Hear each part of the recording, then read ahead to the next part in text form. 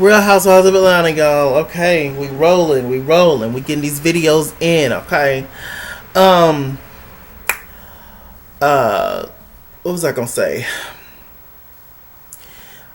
So the Real Housewives of Atlanta, we're back. We have Portia, Cynthia, Kenya, Candy, and Drew Sidora, I believe, are the 5 housewives. We have not seen Drew Sidora yet. She's coming on, and who's another person that's coming on the show is Latoya Forever, I believe. She's a YouTuber. I've watched her videos a couple times. Beautiful girl. Yeah. So, Drew Sidora's an actress. She played on The Game. She played on White Chicks. She was Marlon Wayans' best friend. She was Marlon Wayans' girlfriend, best friend. Who was always down to fight with her or whatever.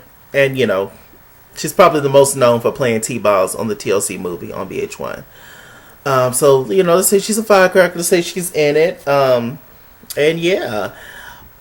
Judging by some of her pictures, she's going to be on the show. I don't know why she is dressing older. She has on, like, with all due respect, she has on, like, she has some old Clark Sisters wigs and we love the Clark Sisters, so, come on now. You brought the sunshine in my life. Since then I have felt right. What's another one? I'm looking for a miracle. What's another one? Something new. I got that good favor.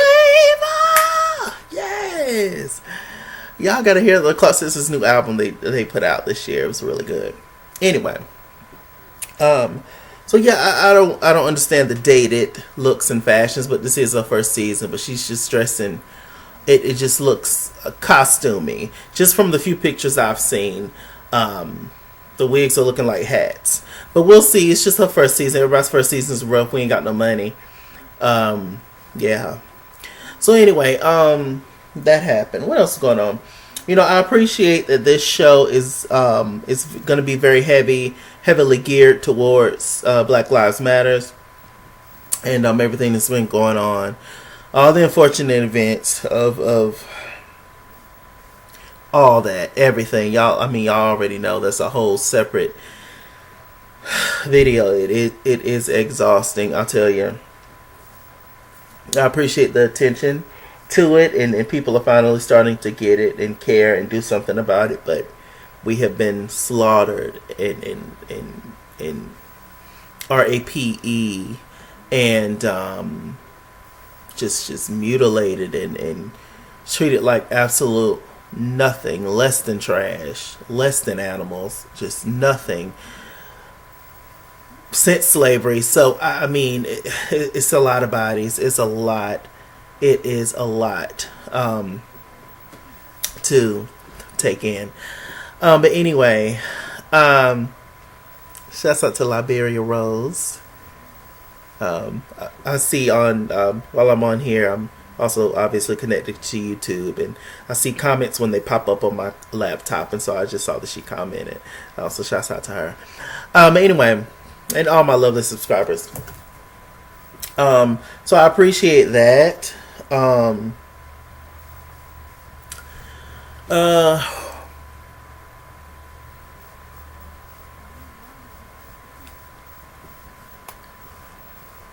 Dare I say it, we may need Lanithia. Listen, I know that this show has survived without Lanithia, and it was fine, and the ratings was up, and all that good stuff, but we need some fun, we need some spice, we need some comedy, we need something. Because this season, I know it's just started, it's just the first episode, so I probably need to calm down. But it's this season looks like it's going to be a dull for me. But we're going to see, and obviously it's not because of the Black Lives Matters and everything. Of course, that's not what I mean, but I'm just saying in general, with our reality shows, we're going to need some kind of mess and drama.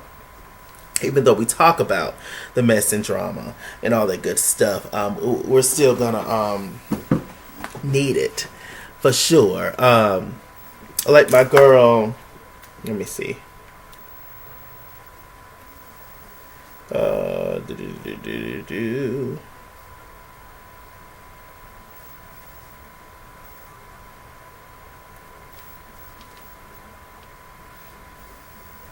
Like my girl, Roxy W. Shouts out to Roxy. Like my girl Roxy W said, we need a little drama. The reality shows, we need mess. We need somebody that's the mess of the show. Whether you like them or not, that's needed. It just is. And I appreciate all of this that's going on, and this is also a COVID television show, just like, which I may talk about. It's old now, but I may talk about the Soul Train Awards. It's just a COVID show. Like I know this is nobody's fault, but I'm just so ready for all this to be over. My God, but we're gonna have to probably deal with this for the next few years. I'm sure it's not gonna go anywhere next year. I'm sure. And I'm praying that none of you guys or none of your loved ones or myself and none of my loved ones get it. But it's a real life thing, but it definitely takes the fun out of it for sure. Yeah, everybody's doing their confessionals, in their home. Their confessionals and stuff still look good. Portia has a black background in her confessional. It's funny, you sit there and look at Portia, she's like a sex bunny, a house bunny, but then she's talking about Black Lives Matters and serious topics that affect us as a people, and so it's just, the look is throwing me off a little bit. She could have just had on a black shirt and had her hair curls cascading down her back or something, but she's very much so busty and out and sitting there talking about, she Portia Luther King right now. She is. That was hilarious. Cynthia had a scene where she's invited the girls over to eat outside. Kenya could not make it, but Candy and Marlo came.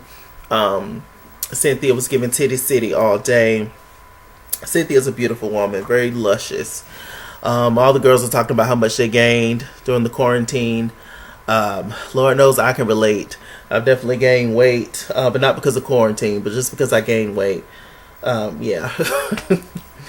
But of course, you just sitting in the house. It's like, what now?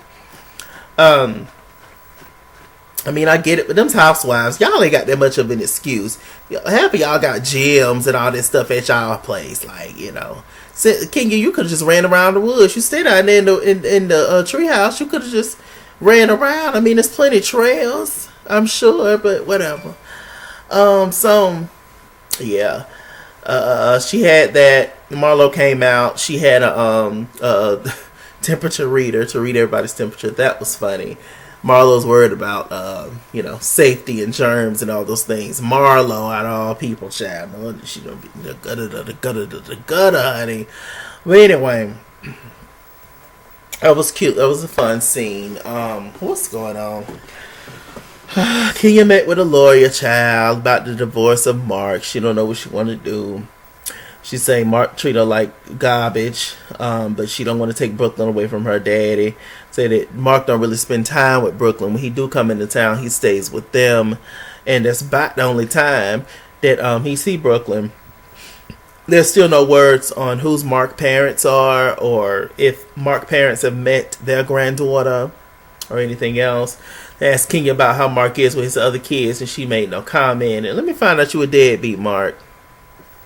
Child, let me find out all that money you making at the restaurant, and just you just never truly know who people are in general. People have a certain image they can put on a certain front, but behind closed doors it could be totally different.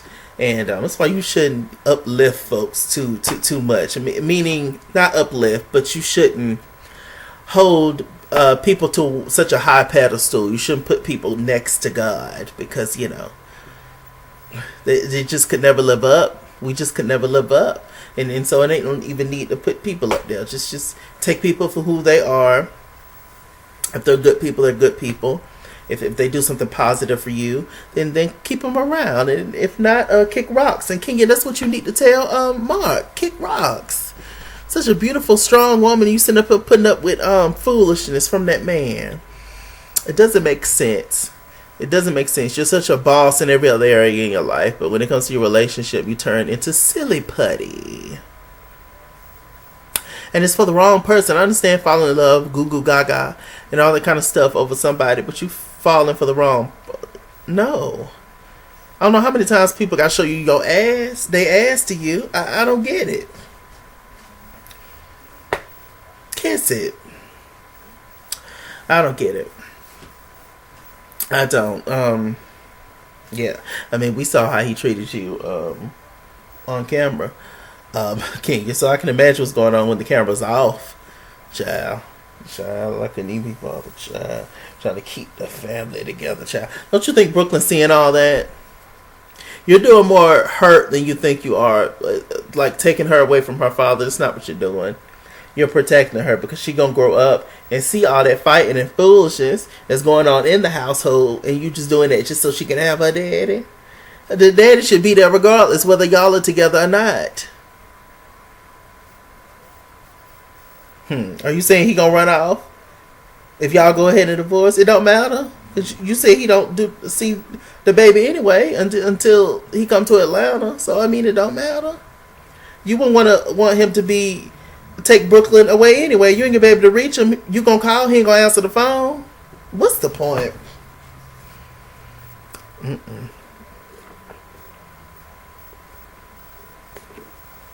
And allegedly, the people say this relationship was never real anyway. So let's move on. But Ken, y'all I don't hear nothing about Mark. The rest of the season, we don't care. We like you sometimes, Kenya, but we don't like him at all. Okay, so we'll talk about Mark. Beautiful woman, beautiful, simple. What else is going on?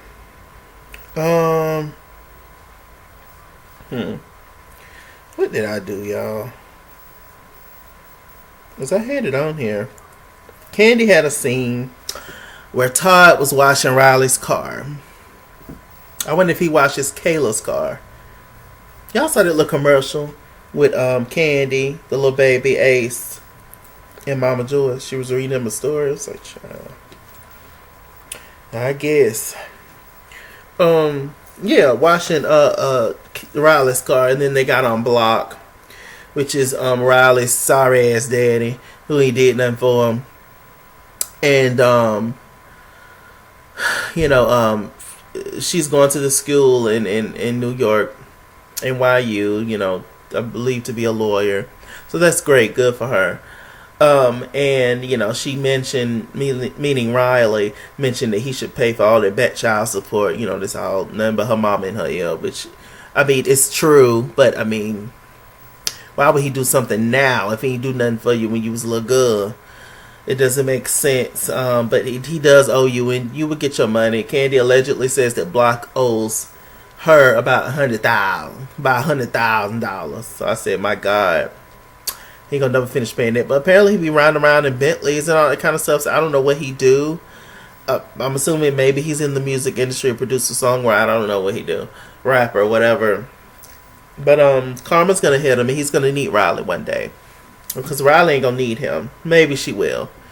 That's still her daddy. She's gonna miss that love, but it's sad. I can definitely relate to a father not necessarily being there for you, but raising his other kids, like he's supposed to, but you being the one that's left out. So I can definitely relate to that. Absolutely.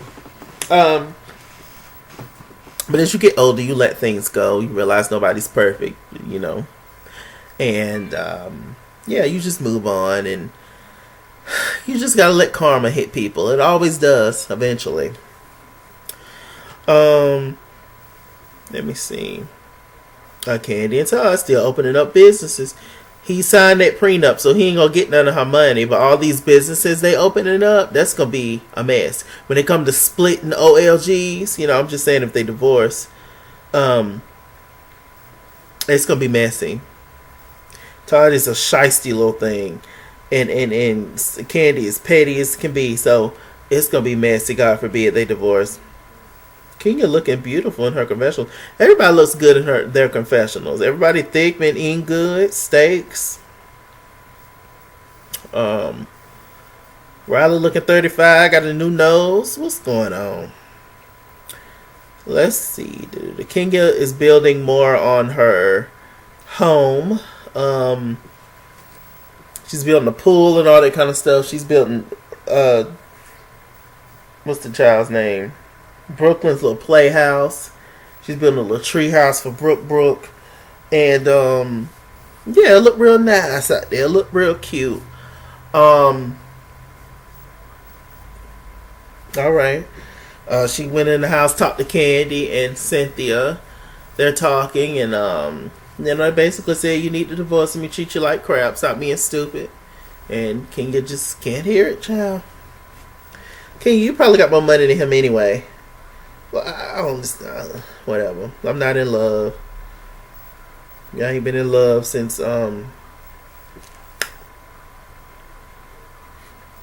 since I was 12 or 13 years old. I love that girl. Yes, it was a girl. I love that girl. I did. She broke my heart. Found out she was messing around with my play cousin. It tore me up. Okay, so what else is going on, child, in this boring ass show? Portia got arrested. Portia Luther King got arrested, but she got out, of course. Just all the awful things that's going on these days has been going on, but now it's finally getting some media attention. She went to jail for a good cause. She got out. She said she's gonna do it again. Okay, Portia, you got all that booty. Nah, you keep going up in the jailhouse, enticing them women, child. It's for a good cause. This episode, Real Housewives of Atlanta, although I appreciated it, I'm glad the girls are back. They need to pick it up. That's all I'm gonna say. I ain't gonna judge it too much since it just started. But yeah. With that said, I'm Mr. Chalaki. Mr. Chalaki on Google Plus. Follow me at It's Kingsworld on Instagram and Twitter, at It's Kingsworld89 on Snapchat, Chase King on Facebook, Mr. Chalaki on Cash App and PayPal. And as always, run me my money or run me my fade. Run me my money the way I get paid. Stay black, stay tuned. And before I officially end, I want to send a rest in peace to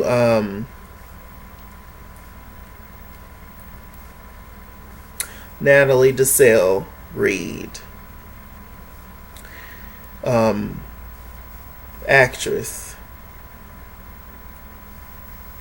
Her. Y'all know her. She played in Babs with Hallie. She played in Rogers and Hammerstein's Cinderella with Brandy and Whitney Houston and Whoopi Goldberg.